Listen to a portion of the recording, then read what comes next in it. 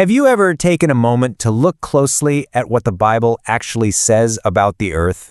Most of us have heard interpretations from pastors, from scholars, maybe from family. But how often do we just look at the words themselves, on their own terms?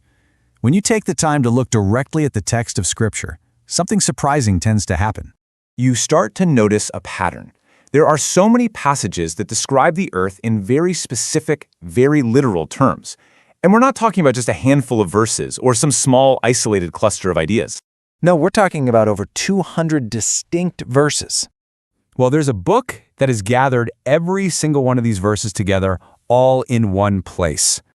The whole purpose of this book, 200 Bible Verses Proving a Flat Stationary Earth, is to let you see the full, unfiltered picture for yourself. So, let's look at just a few of the themes that appear again and again. Okay, one major theme is this idea of a fixed world. Psalm 93 verse 1 says, "The world also is established, that it cannot be moved."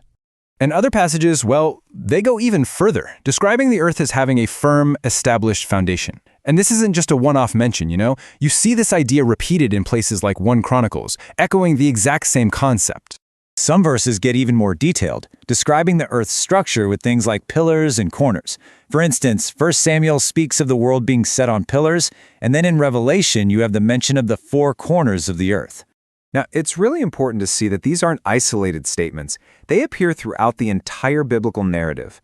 From Genesis all the way through the historical books to the prophets, the Gospels, and right to the end, in Revelation. The language just stays remarkably consistent. And all that consistency, well, it leads to a very real and pretty significant question. Think about it. On the one hand, modern science teaches that we live on a spinning sphere that's moving through space. But on the other hand, a plain, literal reading of these verses paints a very, very different picture. So that raises the big question, right?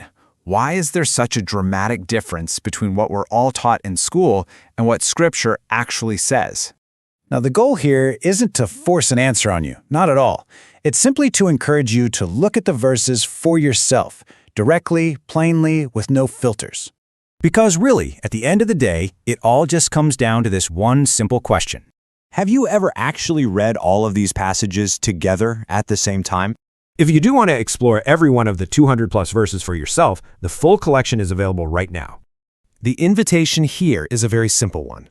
Read the verses, compare them, and just see what Scripture says. It might change more than you expect. This book is available now on Amazon.